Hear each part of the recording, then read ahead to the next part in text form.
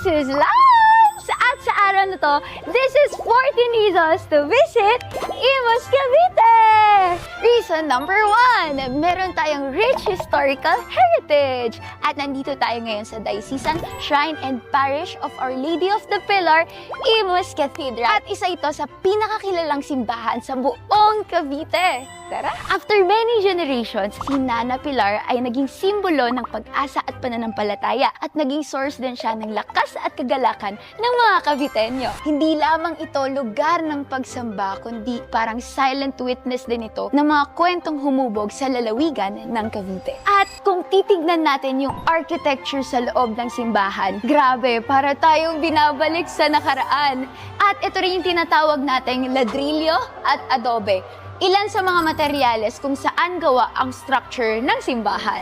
Second reason, birthplace of historical significant events.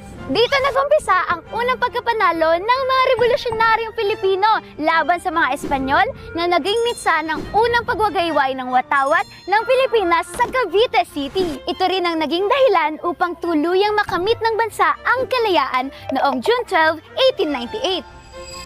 Alam niyo bang ang flagpole na ito ay dating nasa Luneta? Pinalitan ng mas mataas yung nasa Luneta, kaya ito na ngayon ang pangalawa sa pinakamataas na flagpole sa buong Pilipinas. Nasa likod ko ang rebulto ni Inang Laya. Si Inang Laya ay sumisimbolo sa pagiging malaya ng isang lugar. Third reason, strategic location. Mula Metro Manila, pwede kang dumaan ng Cavitex, Aguinaldo Highway at iba pang kalsada na direktang nag-uugnay sa Imus mula sa iba't ibang lungsod. Kaya mapatrabaho, negosyo, school, o lakad lang kasama ang pamilya, hindi mo na kailangan bumiyahe ng napakalayo. Safe ka pa!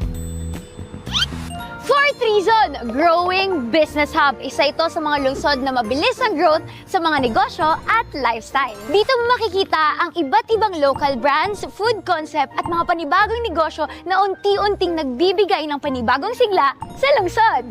Kaya kapag bumisita ka sa Imus, hindi ka lang namamasyal. Sinusuportahan mo rin ang mga lokal na negosyong nagpapasigla sa ekonomiya ng lungsod.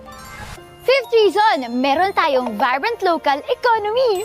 Alam mo bang sa palengke ng Imus Cavite ay may elevated parking garage, escalators at air-conditioned restrooms? Amazing! May elevator pa. Ang galing! Ganyan sinusuportahan ang mga mamimili at maliliit na negosyante dito sa Imus. Sixth reason, nandito tayo ngayon sa Plaza Canteen para tikman ang kanilang local food scene. Tara! Kung isa kang foodie, may dahilan ka na para bumisita sa Imus. Pwedeng-pwede kang magsimula sa mga pagkain nilang may mahabang kasaysayan. Katulad na lang ng ating soup lang at pansit loglog. So itong soup lang na to, isa sa paboritong pagkain ng ating pambansang bayani. Walang iba kundi si Dr. Jose Rizal. Tara, tikman na natin! First time ko ito matitikman.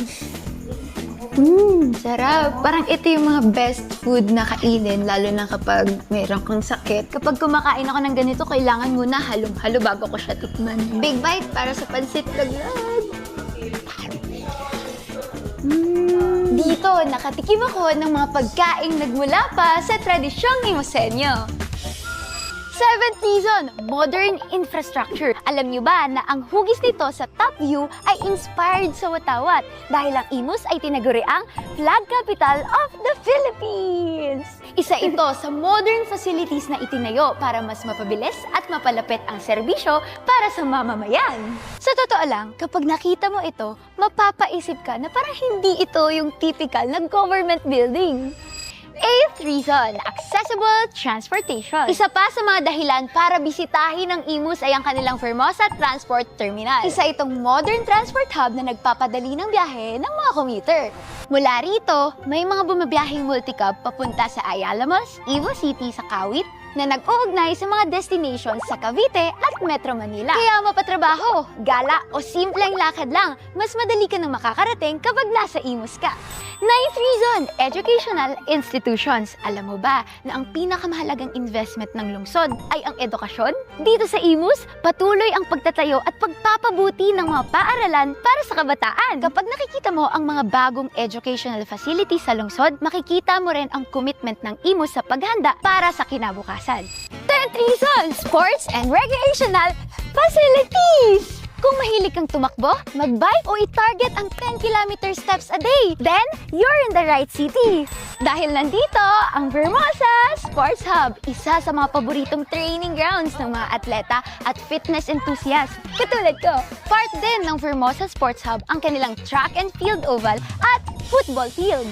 11th reason, community programs. Sa halip na bumiyahe pa ng malayo ang mga residente, iba't ibang serbisyo ng pamahalaan ang direct na dinadala sa bawat barangay. Mula medical services gaya ng libreng check-up, gamot, pustiso, reading classes at hanggang sa iba pang government assistance. 12 reason, cultural identity. Isa sa kumakatuwan sa pagiging Pilipino natin ay ang mga jeep. At alam mo ba na may special connection ang Imus City dito? Dito kasi sa Imus ipinanganak si Leonardo Serrao. Siya ang kinikilalang nagpasikat sa mga jeep na naging parte na ng buhay ng bawat Pilipino. Kaya kapag may nakita kang jeep na bumabiyahe, hindi lang yan sasakyan. Parte yan ng kasaysayan, kultura at pagkakakilanlan natin bilang mga Pilipino. Isa yan sa mga kwentong ipinagmamalaki ng Imus hanggang ngayon.